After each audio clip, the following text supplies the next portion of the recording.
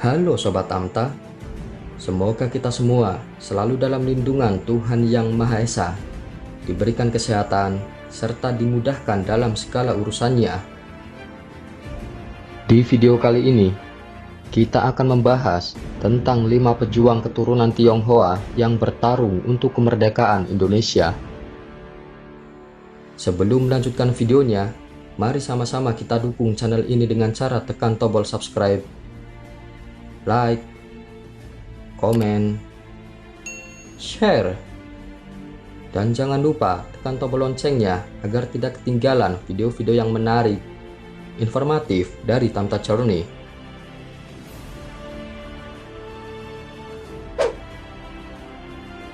Kemerdekaan Indonesia dapat dicapai akibat bantuan seluruh elemen masyarakat, mulai dari laki-laki, perempuan, orang tua, anak muda, semuanya terlibat untuk membebaskan bangsa dari jeratan para penjajah. Termasuk pula para keturunan Tionghoa yang menetap di tanah air. Tanpa pandang bulu, tanpa melihat ras dan suku, para pejuang keturunan Tionghoa ini bertarung mati-matian membela rakyat.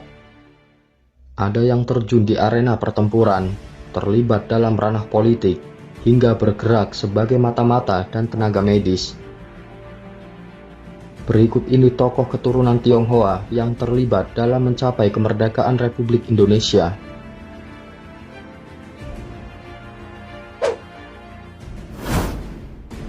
John Lee. Jika berkunjung ke Taman Makam Pahlawan Nasional Utama di Kalibata, Jakarta, kamu akan menemukan nisan bertuliskan nama John Lee. Nama yang tidak umum untuk orang Indonesia. John Lee, atau yang kerap dipanggil Daniel Dharma, adalah pejuang keturunan Tionghoa. Lahir di Manado pada 9 Maret 1911, John Lee merupakan perwira Angkatan Laut Republik Indonesia di masa penjajahan Jepang. Awalnya beliau menuntut ilmu di sekolah berbahasa Belanda, yaitu Hollands Chinese School dan Christelijke Lagere School di Manado. Namun ketika menginjak usia 17 tahun, beliau nekat pergi dari kampung halamannya menuju Batavia untuk mendapatkan pendidikan militer. Salah satu kontribusi besar John Lee yang membuat namanya terkenal adalah ia berhasil menembus blokade Belanda di Sumatera dan menukar komoditas Indonesia dengan senjata. Kapal yang dipimpin oleh Laksamana Muda ini juga sangat lincah, selalu lolos dari didikan musuh. Pada tahun 1950, John Lee juga dikenal aktif dalam menumpaskan gerakan pecah belah Republik Maluku Selatan atau RMS dan pemberontakan PRRI. Masih banyak lagi kontribusi John Lee terhadap kemerdekaan RI. Itulah kenapa ia dianugerahi gelar pahlawan nasional di tahun 2009.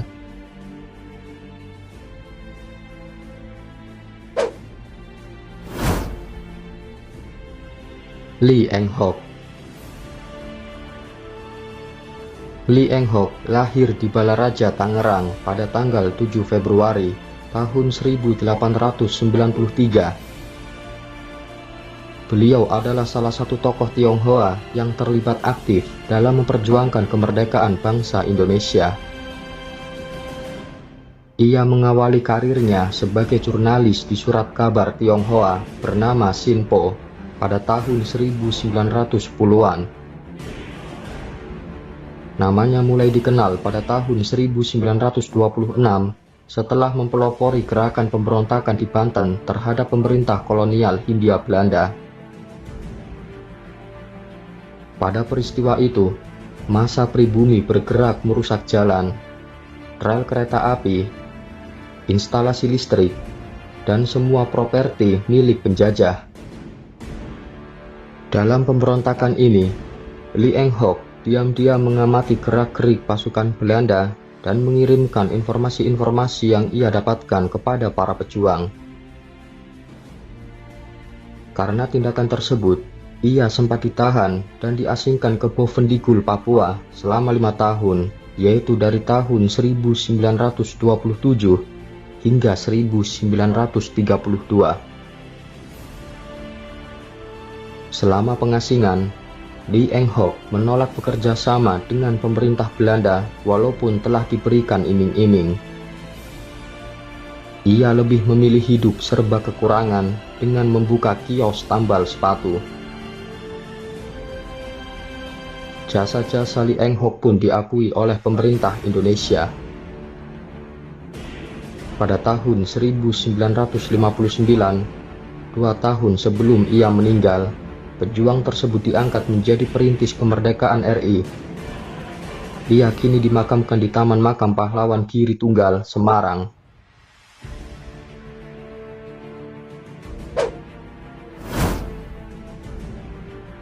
So Bun Seng. So Bun Seng sebenarnya merupakan penggiat seni di masa penjajahan Belanda. Ia aktif dalam kelompok sandiwara bernama Dardanella di Aceh pada tahun 1920-an. Dari situlah sikap anti Belanda dan rasa cintanya terhadap tanah air pun tumbuh. Sekitar tahun 1926, ia pindah ke Padang, Sumatera Barat, dan bergabung ke dalam kelompok gerilya yang dipimpin oleh Letnan Kolonel Ismail Lengah. Bun Seng yang berbakat dalam sandiwara pun mendapatkan tugas memata-matai Pau An Tui, sebutan untuk kelompok Tionghoa yang pro terhadap Belanda. Langkahnya dalam membela NKRI terus berlanjut hingga pasca kemerdekaan. Ia bergabung dengan Batalion Pagaruyung, terlibat dalam menuntaskan pemberontakan DITII dan berbagai aktivitas berbahaya lain demi mencapai Indonesia yang benar-benar merdeka. Pada tahun 1958, ia pun memutuskan berhenti dari dunia militer dan kembali menggeluti seni. So Bun Seng meninggal pada usia 89 tahun di tahun 2000. Almarhum dijemput oleh pasukan kehormatan dan dimakamkan secara militer di Taman Makam Pahlawan Kalibata, Jakarta.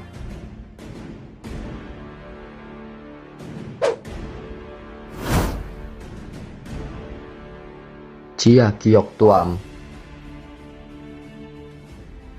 Chia Kiok Tuam atau yang dikenal sebagai Basuki Hidayat adalah pejuang keturunan Tionghoa yang berasal dari Surabaya. Pria kelahiran 1927 ini telah terlibat dalam pertempuran melawan Belanda sejak berusia 18 tahun. Saat itu ia bergabung dalam pasukan 19 Korps Mahasiswa Jawa Timur atau JMDT. Perjuangan Basuki Hidayat terus berlanjut hingga tahun 1950. Ia melaksanakan tugas terakhirnya sebagai pasukan gerilya JMDT. Setelah itu, ia resmi mundur dari dunia militer dengan pangkat terakhirnya yaitu Letnan II untuk melanjutkan studinya di Fakultas Kedokteran Universitas Airlangga, Surabaya. Pada tahun 1958, Chia Kiok Tuam menerima sejumlah tanda kehormatan atas jasa-jasanya sebagai pejuang kemerdekaan. Di antaranya adalah Satya Lencana Perang Kemerdekaan, anggota veteran RI, serta Satya Lencana Peristiwa Gerakan Operasi Militer ke-1. Ia juga dimakamkan di Taman Makam Pahlawan Suropati, Malang, Jawa Timur dalam peti berhiaskan bendera merah putih.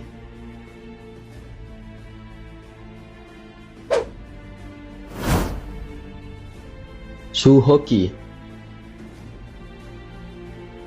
Su Hoki mungkin sudah tidak asing lagi di telinga kita. Meskipun tidak terlibat langsung dalam pertempuran kemerdekaan, Su Hoki adalah tokoh keturunan Tionghoa yang patut untuk diteladani. Lahir di Jakarta pada tanggal 17 Desember tahun 1942, Suhogi adalah aktivis reformasi yang menentang kediktatoran pemerintahan Indonesia saat itu. Ia sangat gencar menyuarakan pemikirannya melalui tulisan yang dipublikasikan di koran Kompas, Sinar Harapan, Harian Kami, Mahasiswa Indonesia, hingga Indonesia Raya. Bisa dibilang bahwa Suhogi adalah salah satu pelopor gerakan mahasiswa yang mengkritisi pemerintah. Bahkan banyak yang meyakini bahwa Suhogi adalah salah satu kekuatan yang berhasil menumbangkan pemerintahan Soekarno. Beliau meninggal di usia yang sangat muda pada tahun 1969, tepat sehari sebelum ulang tahunnya yang ke-27. Ia meninggal ketika mendaki Gunung Semeru bersama dengan teman-temannya. Saking inspiratifnya, catatan-catatan harian Suhogi pun dicetak menjadi buku dan difilmkan dengan judul Gi pada tahun 2005. Selain itu, sebenarnya masih banyak pejuang keturunan Tionghoa lainnya yang mungkin tidak mendapatkan sorotan. Kegigihan mereka patut untuk dikenang dan diteladani. Mari bersama-sama menjaga Indonesia dan hilangkan semua sentimen rasial agar bangsa kita bisa lebih maju di masa depan. Demikianlah yang bisa kami sampaikan tentang 5 pejuang keturunan Tionghoa yang bertarung untuk kemerdekaan Indonesia. Silahkan berikan kritik dan saran di kolom komentar agar channel ini semakin berkembang dan menjadi lebih baik lagi ke depannya. Semoga video ini bermanfaat dan menambah wawasan untuk kita semua. Terima kasih.